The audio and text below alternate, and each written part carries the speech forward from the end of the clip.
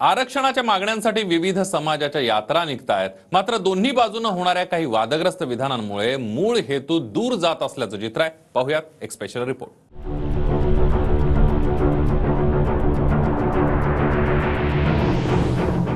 जरांगे पाटलांच्या आंदोलनानंतर धनगर आरक्षणासाठी पडळकर तर आदिवासी ते धनगर आरक्षण नको म्हणून आदिवासी आमदारांनी यात्रा सुरू केल्या।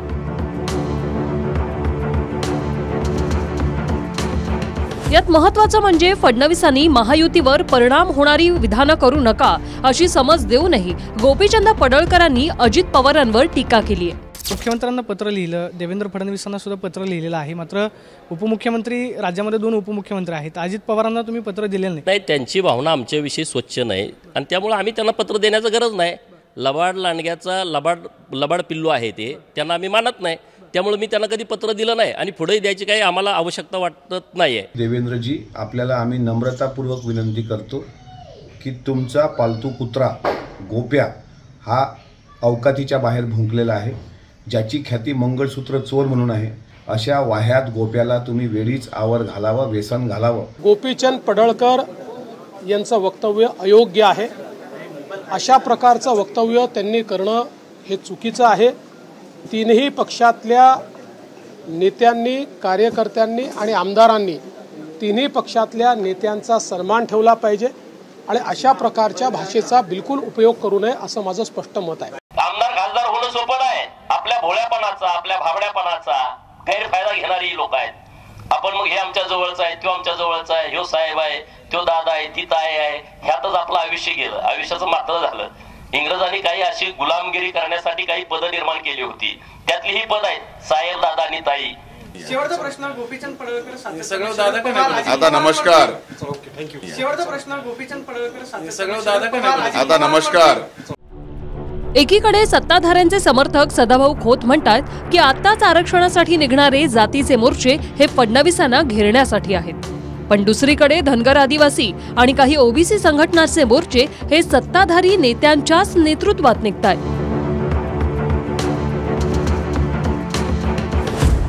महाराष्ट्रामध्ये जातीच्या राजकारणाचं पीक उधंड आलेलं आहे। प्रत्येक जण आपली जात काकत मारून धावायला लागलेला आहे आणि आताच मराठा समाज, अनेक समाजाची आंदोलनं सुरू झाली। देवेंद्र फडणवीस या माणसाला घेरण्यासाठी अशा पद्धतीची हत्यारं राज्यामध्ये वापरली जात आहेत। सगळ्या समाजाला असं वाटतंय की आता आमचं सरकार आलेलं आहे, आपल्या पत्रामध्ये काहीतरी पडेल आणि म्हणून मला वाटतं की मग आता धनगर समाजाच्या बाबतीमध्ये असेल आणि सगळ्या समाजांना अपेक्षा आमच्याकडून आहे आणि म्हणून सगळेजण आंदोलन करतायत। याआधी भाजपा आणि फडणवीस धनगरांना न्याय देतील असा विश्वास पडळकर व्यक्त करत होते। महिनाभरापूर्वी धनगर आरक्षण कोर्टातून कायदेशीरपणे मिळेल, धनगर समाजांना कायदा हातात घेऊ नये असं आवाहन पडळकरांनी केलं। मात्र आता त्याच पडळकरांनी जोपर्यंत आरक्षण मिळत नाही तोपर्यंत लढत राहू म्हणून यात्रा सुरू केली।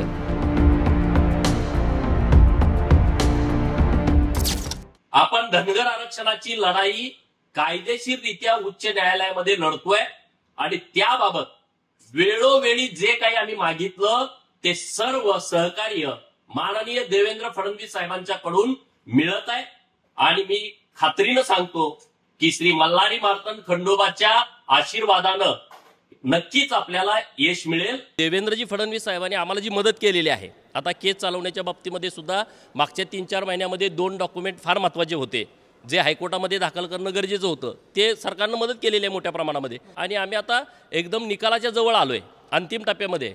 मागं जर केस चालली असती तर मागच्या महिन्यातच हा निकाल झाला असता, 1-2 महिन्यामध्ये निकाल लागू शकतो। मी तुम्हाला सांगतो की तुम्ही सगळे जर एकत्रित आला तर या राज्य सरकारला धनगरांच्या आरक्षणाची अंमलबजावणी करावीच लागेल। कोर्टात जे काय व्हायचं ते होऊ द्या। आता धनगर आरक्षणाचा नेमका मुद्दा काय आहे हे समजून घ्या। धनगर समाजाला महाराष्ट्रात एनटी प्रवर्गातून 3.5% आरक्षण आहे, मात्र आम्हाला एसटी प्रवर्गातून आरक्षण मिळावं अशी धनगर समाजाची मागणी आहे।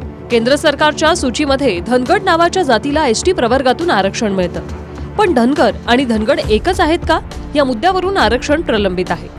धनगर आणि धनगड एकच आहेत याबाबत 2018ला फडणवीसांनी केंद्राला पत्र पाठवलं होतं, मात्र अद्याप केंद्र सरकारनं त्याबद्दल भूमिका घेतलेली नाही। जर केंद्र सरकारनं धनगर आणि धनगड हे एकच असल्याचं स्पष्ट केलं तर धनगर आरक्षणाचा मार्ग मोकळा होऊ शकतो.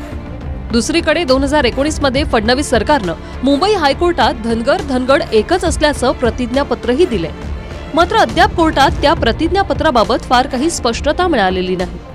पुन्हा एकदा पडळकरांनी जे आहे ते वक्तव्य केले, पवारांवर वारंवार टीका होते असं वाटतंय. हे बघा, जे आमदार सत्तेत असतात, ज्यांच्याकडे अधिकार आहेत, त्यांनी काम करून घ्यायचं असतं, उगाच हवेत बोलायचं नसतं. आणि यांच्यावर बोलून मी आपल्या सर्वांचा वेळ घेणार नाही आणि खास करून हवेत बोलणाऱ्या लोकांबद्दल मी काय बोलू इच्छित नाही. धनगर आरक्षणाच्या यात्रेबरोबरच आदिवासी समाजानंही यात्रा काढली.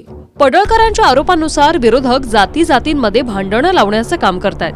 मात्र ज्या आदिवासी नेत्यांनी धनगरांना एसटी मध्ये सामावण्यास नकार दिला त्यापैकी प्रमुख चेहरे हे सत्ताधारीच आहेत. प्रमुख चेहऱ्यांमध्ये भाजपचे नेते आणि मंत्री विजयकुमार गावित यांनी धनगरांना एसटीतून आरक्षण देण्यास नकार आहे. अजित पवार गटाचे नेते नरहरी झिरवळांचाही विरोध आहे. अजित पवार गटाचे आमदार किरण लहामटे यांचाही एसटीतून धनगरांना आरक्षण देण्यास विरोध आहे. मात्र पडळकरांच्या आरोपांचं बोट विरोधकांकडे आहे. मी याच्यापूर्वी जाहीर केलेलं आहे की कुठल्याही समाजाला आदिवासीमध्ये समावेश करणार नाही.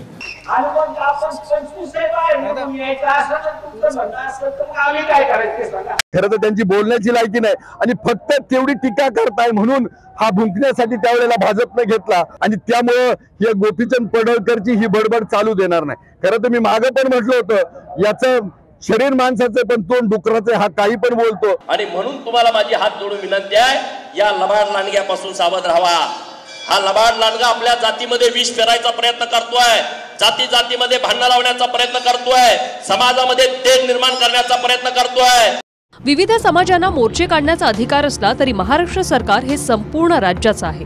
सरकारनं सगळ्या घटकांशी बोलून मार्ग काढायला हवा. मात्र आरक्षणासाठी टीका करताना जर सत्तेतलेच मोठे नेते समूहाच्या भावना दुखावणारी विधानं करत असतील तर अशावेळी सामाजिक वातावरण गढूळ होऊ न देण्याची जबाबदारी सत्ताधारी नेत्यांची अधिक आहे. Bureau report, TV9 Marathi.